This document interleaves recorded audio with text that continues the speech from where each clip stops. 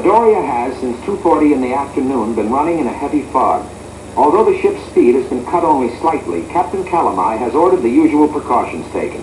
The liner's watertight doors have been closed, and her foghorn, which can be heard for 4 miles, sounds a blast every 100 seconds.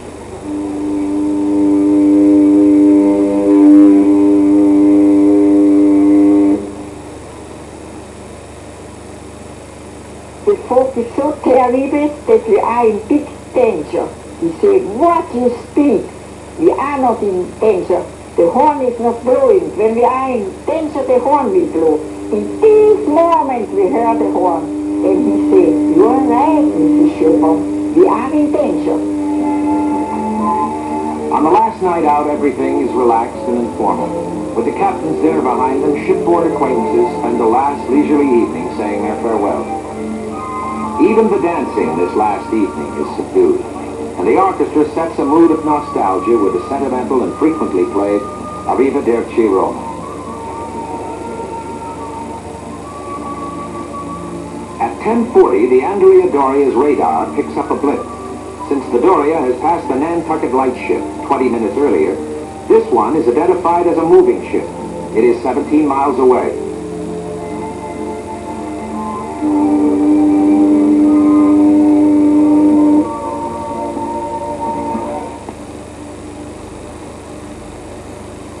On the Stockholm, 3rd Officer Carsten has the bridge duty until midnight.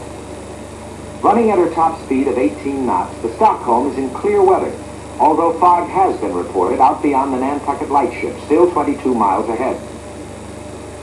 At 10:48, the Stockholm's radar picks up a blip.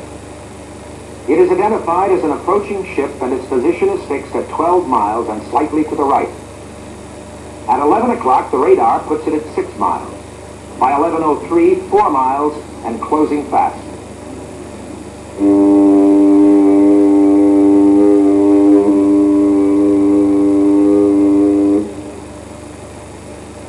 2 minutes later, at 11:05, Captain Calamai on the bridge of the Doria fixes the approaching ship on his radar at 5 miles. 2 of his officers disagree, insist that the oncoming ship is 3.5 miles away. Calamai orders a slight turn to the left, 4 degrees, to widen the space for a right-to-right passing. 11:06, the Stockholm, still running in the clear, sights lights for the first time on her left side. Her radar puts the ship they belong to at less than 2 miles now. Carstens orders a 20-degree turn to the right to conform with a left-to-left passing. Just as the liner turns into her new course, Carstens is momentarily interrupted and turns away to answer a telephone call.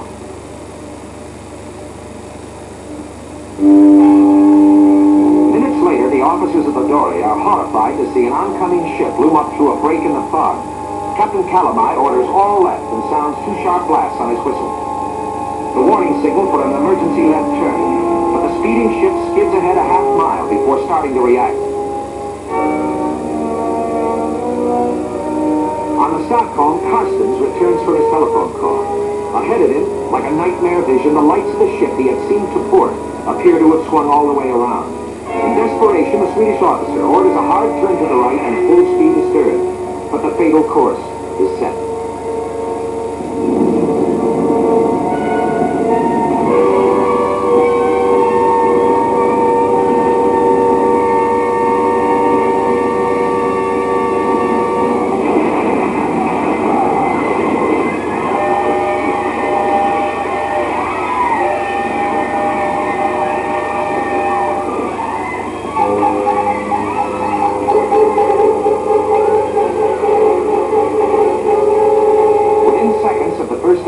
Ships all over the area are now heard answering the distress call.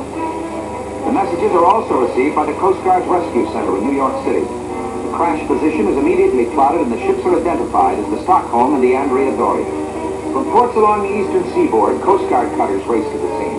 With nearly 2,500 lives in immediate peril, the largest peacetime sea rescue in history is underway.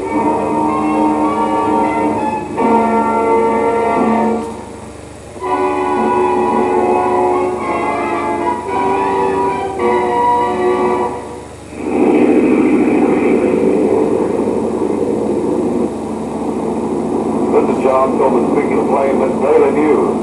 We're en route to cover the collision between the Italian liner ANDREA DORIA and the Swedish ship Stockholm, which occurred last night some 45 miles southeast of Nantucket. As we circle, certainly is a sorry sight, a very sad sight indeed, to see the pride of the Italian fleet, the luxury liner, the 29,000-ton ANDREA DORIA, wallowing here in the Atlantic Ocean. Only minutes after the collision, it was apparent that the listing ANDREA DORIA was in serious danger of sinking. Her list was so severe that none of her portside lifeboats could be launched.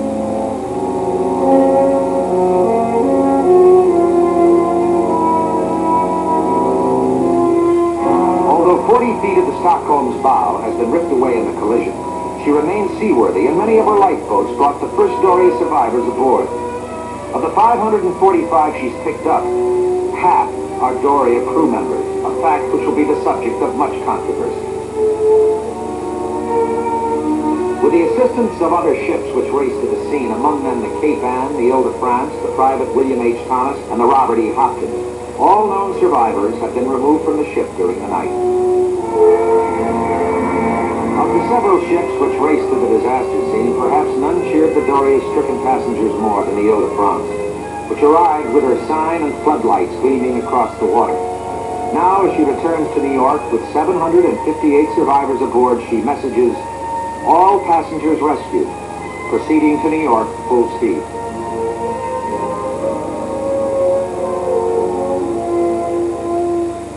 Since 5:30 in the morning, when Captain Calamai reluctantly became the last man to leave the Doria, she has drifted alone in the water.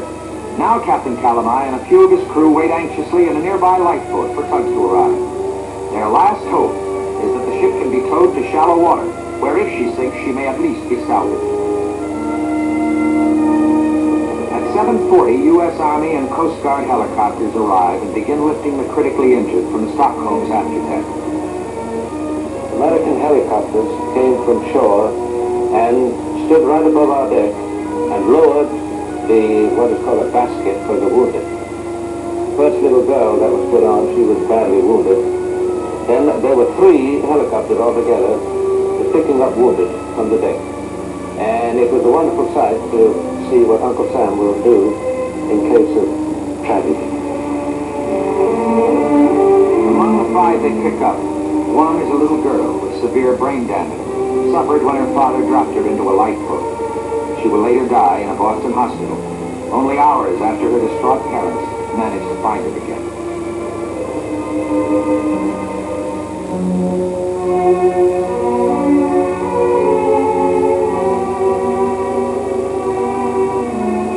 By 9:45, towing the Doria is out of the question.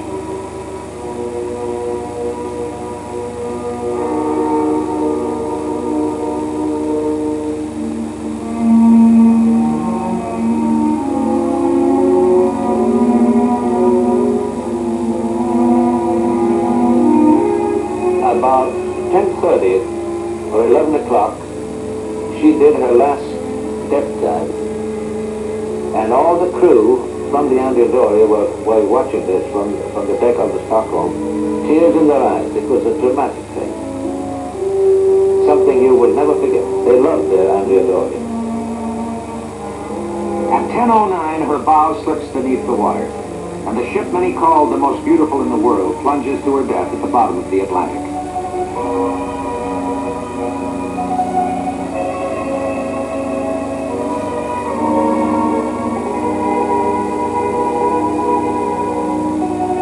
The ANDREA DORIA was due to arrive at Pier 84 at 9 a.m. For many, a long vigil is about to begin.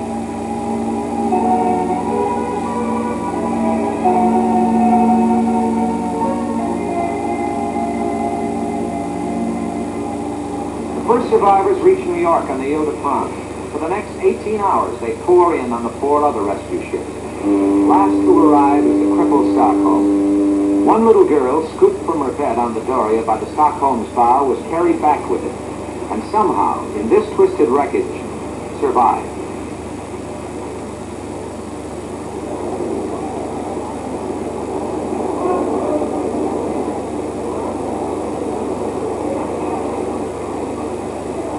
many are reported missing. And now, as the Stockholm brings in the last of the survivors, everyone waiting here knows that unless their loved ones are in this group, they won't be coming back. Among the anxious crowd on the pier is film actress Ruth Roman. Rescued earlier by the Ile-de-France and separated in the confusion from her little boy, she has had no word of it.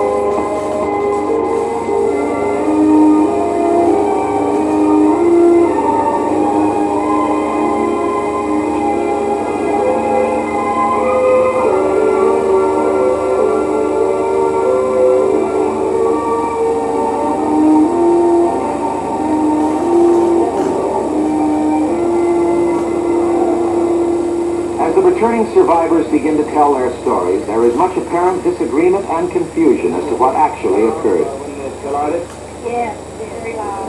they immediately give the danger signal. What happened right after the collision? Panic. There was a despicable display cowardice on the part of the complete personnel of the ANDREA DORIA from the captain down. I am very much satisfied. The crew's done a very good job. Otherwise, there would have been more casualties and more deaths if it wasn't for them. I could sing you a song or write you a book about them. We never saw an officer in the 4 hours we were there. We never heard one single solitary word from the bridge. Nothing was organized at all. We never saw, to use bad English, we never saw nothing. After dinner, we had gone to the bar to have a drink. And while sitting there, we remarked about the fact that there weren't any fog flash, but thought that if radar was working, perhaps it might not be necessary. He said he was just waiting. He was doing nothing on deck. Was he afraid? A little cold?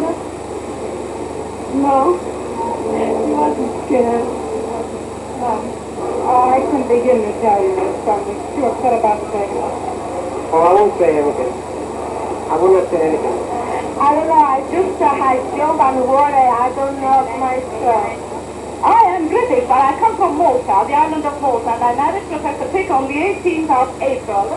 And I had all my belongings. I was a happy bride, ready to set up my home with all my belongings. I had beautiful clothes, beautiful family jewelry, beautiful setup. I am destitute, I'm in this, and I got nothing else, not even a handbag. I lost all my documents and everything. I got my husband, that's all. I hope America will welcome me and help me. That's all I could think of. Physically and morally, I'm wrecked. Good luck, madam. No, I think I did in the water. I jumped on the ship. I take it off water. I jump on the ship. I go take my dip in the water 2 times. Take my dip in the water. I swim. All I go on a boat. We were just going to bed, and I had my pajamas on, and the crash came. When it knocked me down, I got my pen, and I said, Mother, come on, let's go.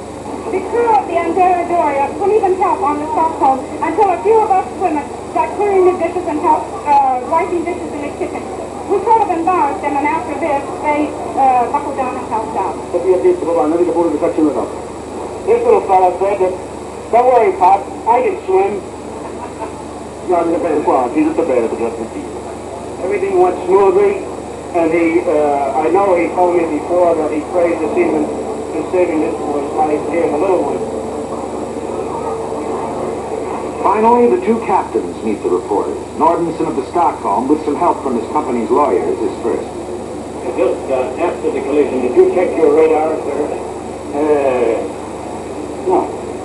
Well, the captain, You know whether it was operating? Right, gentlemen, No, I can't answer that. I've asked you to stay away from Yeah. it. I don't think you want to ask questions which relate to those matters. Captain, what in your opinion was the cause of this accident? Now wait a minute, don't go into No, you see, gentlemen, conduct or whatever. No, yes, but this is not the maritime.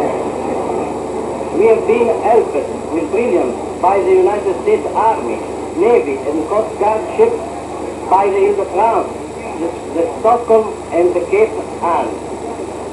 The total rescue was made possible because of the tight discipline and calm of the passengers and the sense of duty of my officer and crew.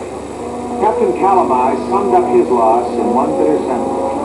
When I was a boy, and all my life, I loved the sea. Now I hate it.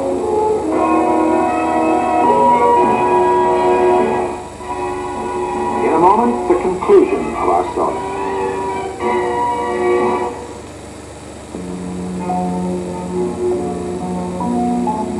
Longitude 6950 west, latitude 4029 north, 225 feet below the surface of the Atlantic. This is the final resting place of the ANDREA DORIA. Of the 1,706 passengers and crew of the ANDREA DORIA, 46 died, most of them killed in the collision itself. In addition, 5 of the Stockholm's crewmen lost their lives.